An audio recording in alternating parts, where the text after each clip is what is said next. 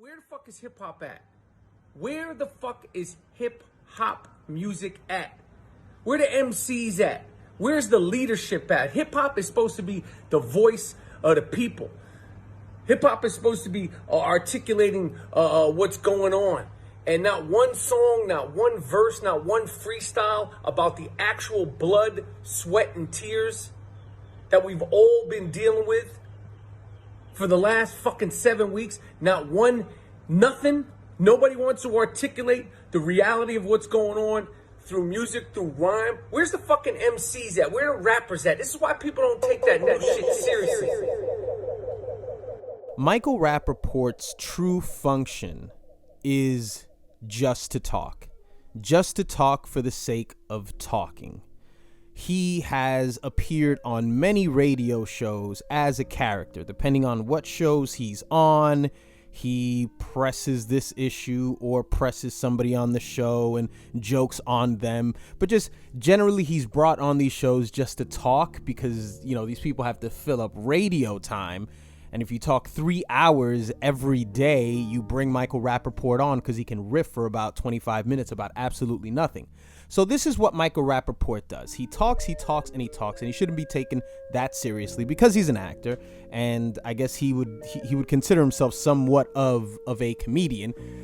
But what Michael Rapaport also is an old hip-hop head. And yes, he is a white man, but he is a hip-hop head. He is old enough. He's been in certain circles. He's been accepted into the culture. He's been accepted and he's been approved by certain people. So there isn't any validity to what Michael Rapaport says, but when he speaks, people listen. That may not resonate with people, but they definitely hear what he has to say. So his request here is that hip hop should say something about the coronavirus, that, you know, we should have some quarantine freestyles that put everything into perspective.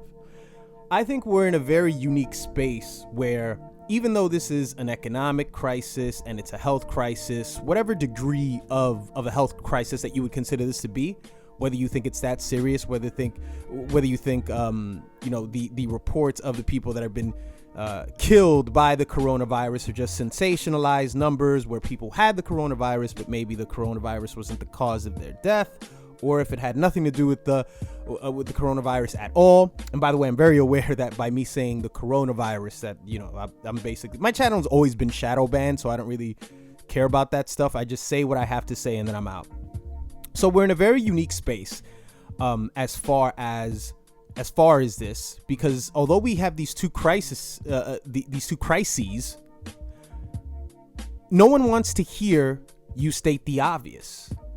Nobody wants to hear that this is about inspiration. Nobody wants to hear that we're all in this together. Nobody wants to watch these countless commercials that are all alike. It's all somber piano keys. And, you know, we got to stick together through the coronavirus. Everybody's saying the exact same thing at the very same time.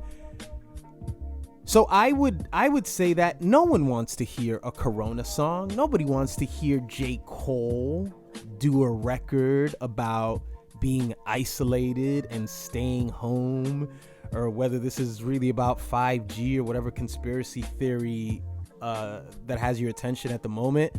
No one wants to hear that because everybody's experiencing it at the same time, so it's not necessary. The coronavirus is the very first time that I have noticed where the internet is, those who speak about it, they're perceiving it as if it's content and it's just another story that's just come along the way, and now they're going to capitalize on it. And we're going to talk about the coronavirus constantly, even though this isn't what we do. We're not really journalists. We don't check facts. We're not really here to inform people. We just want to continue to create content. And it's the very first time where people just talking is damaging. It really is damaging. I've always been of the opinion that anything that Kanye West had to say, any incorrect statement that he said, he shouldn't have been canceled. He shouldn't be silenced. We shouldn't say things like, let's exile Kanye and just leave him in the corner. He's in the sunken place and nobody should listen to him at all. I've always been against that. Because if you have a society, or if you have a community of people who have the ability to discern who's full of shit and who isn't, then you're safe from Kanye doing damage to anyone. So I've always thought that Kanye's place was say whatever it is that you want to say. It's your right. It's free speech. You can say whatever you want. Now, however, it's a bit different because everyone's dealing with a scenario that they didn't know. They didn't know this was about to happen prior to. A lot of people like to say things like, that's another thing. The coronavirus has been a big opportunity for people to just say, I told you so. I told you so. If 2 years ago you said on a 3-hour podcast that no one heard, if you said we're all going to hell in a handbasket in 2 years, that's it. You play that audio and you predicted the coronavirus, and this is why people should listen to you. This is the damaging thing that's happening right now. And I'll get back to rappers and making songs in a second. This is the damaging thing that's happening right now. People are in a vulnerable state, in a vulnerable situation, and we think that information is going to get them out of the situation. It's not. Whatever it is that can be done right now, the ball is in the court of the U.S. government. It's in the court. It's in the court of states. It's in all those people's courts. It's not in the hands of the people at the moment. So this constant narrative of information, everybody needs the right information. No. Information is not going to get you out of this situation because that's it. We're already in it.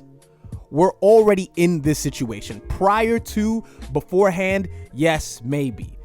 Information would have been important for people. But if you weren't looking for coronavirus conspiracy theory videos, and so what? So what? It's like there's this constant guilt trip on. And this is everywhere on the internet. This is everywhere on the internet. Outside of, you watching Netflix, or you. What's even on Instagram, really? Twitter, of course. Don't even talk to me about Twitter.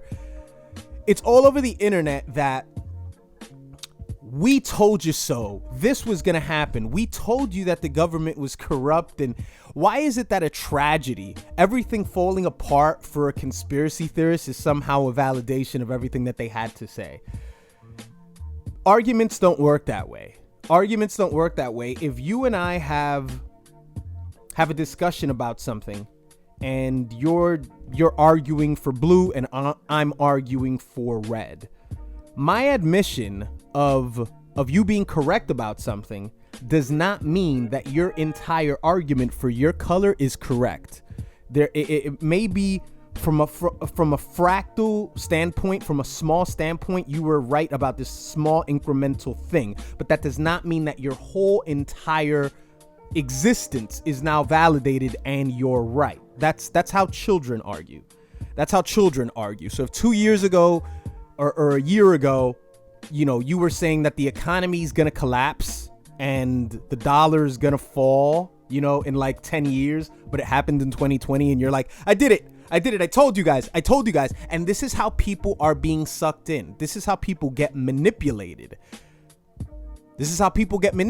Because this is what happens in times of trauma. In times of trauma, people make changes. It's like a train track when those little sticks sort of change the course of the rail. They just make that switch, and so suddenly people it's a knee-jerk reaction into the arms of a narcissist who claims that they have all the answers.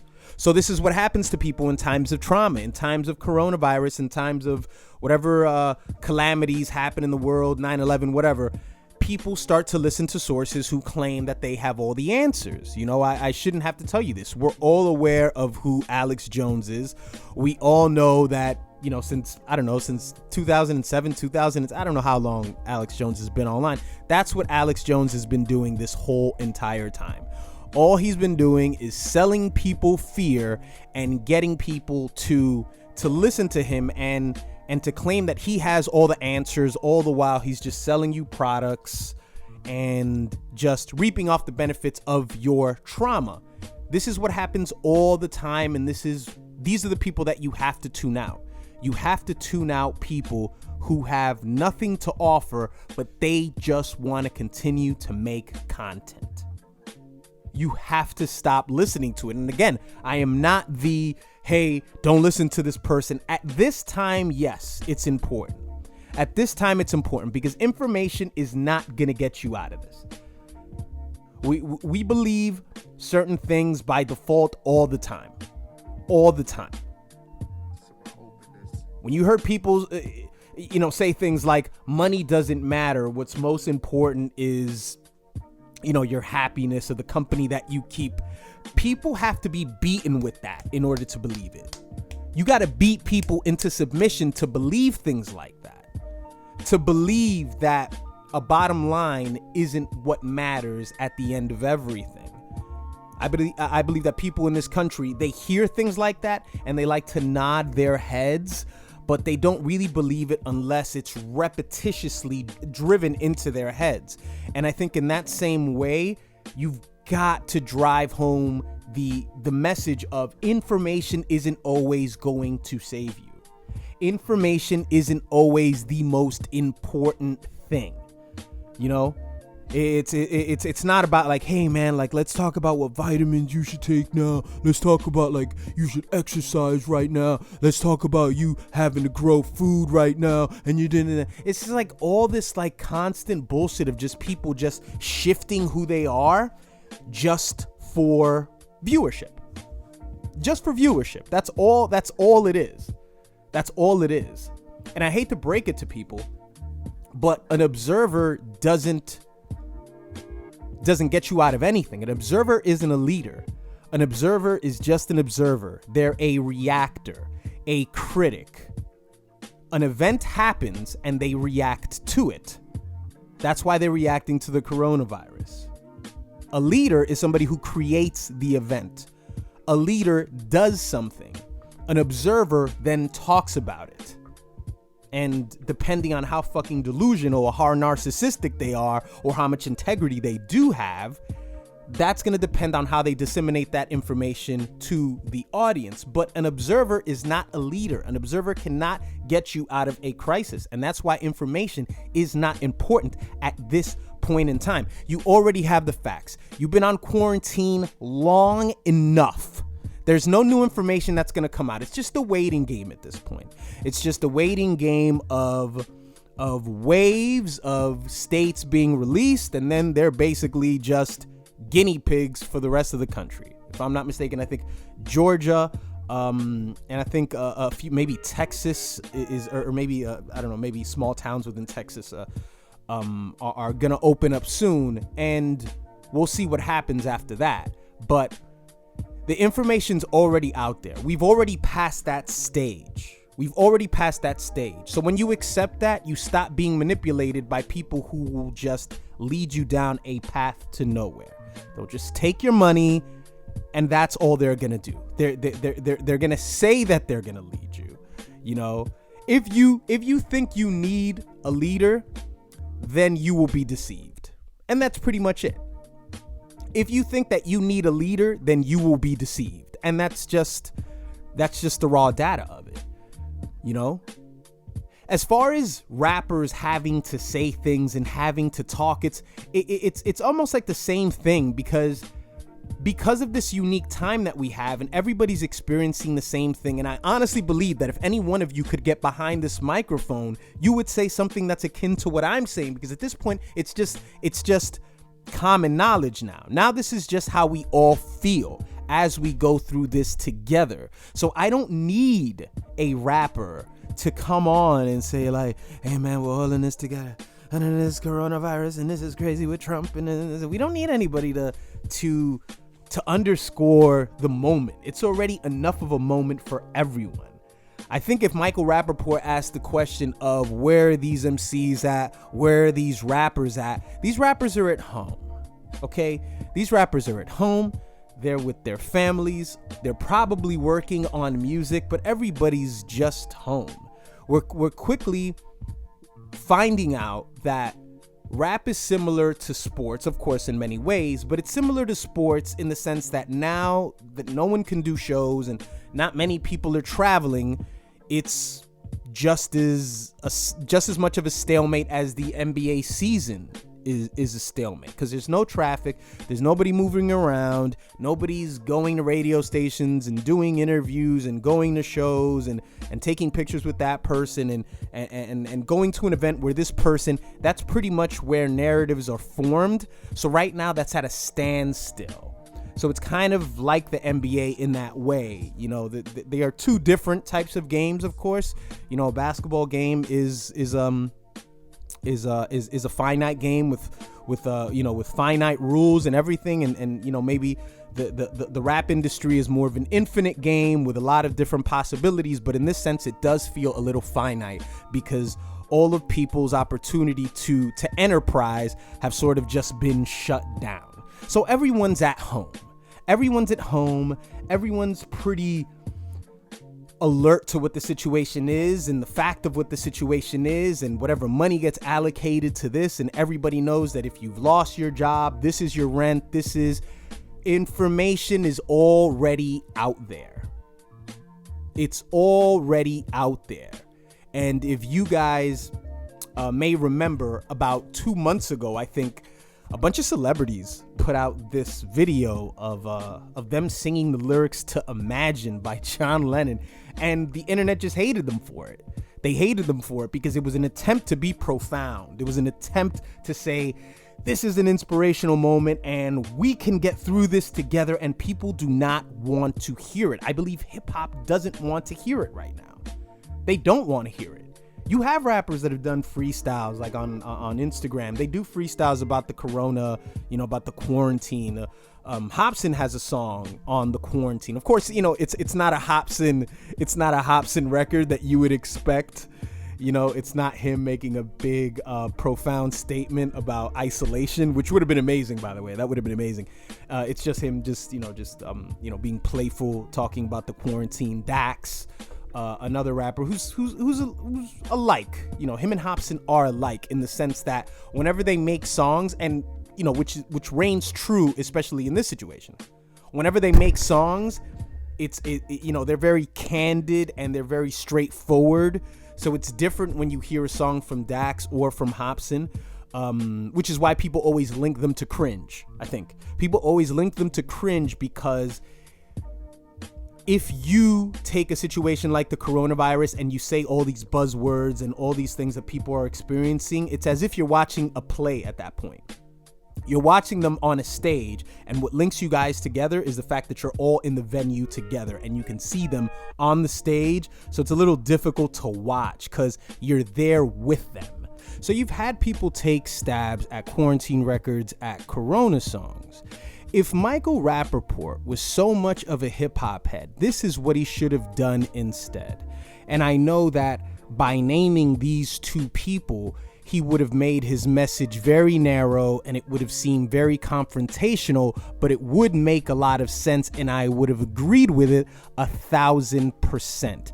If Michael Rapaport would have told Uncle Murder and Skills, these are the two rappers that normally make these wrap-ups at the end of the year. Of course, Skills was doing it many years before Uncle Murder started doing it, but to be quite honest with you, Skills has kind of just taken a dive as far as quality. So Uncle Murder's wrap-ups tend to sound a bit better. If Michael Rapaport was so much of a hip-hop head, he would tell those two people that they should make records that observe this entire situation. That would make sense because that's what Uncle Murder and Mad Skills do. Things happen in the real world, and then by the end of the year, they make a statement about it. It's not an attempt to save people. It's not an attempt to rally people. It's just observing, because an observer just watches, a leader creates the event. So these corona songs are not necessary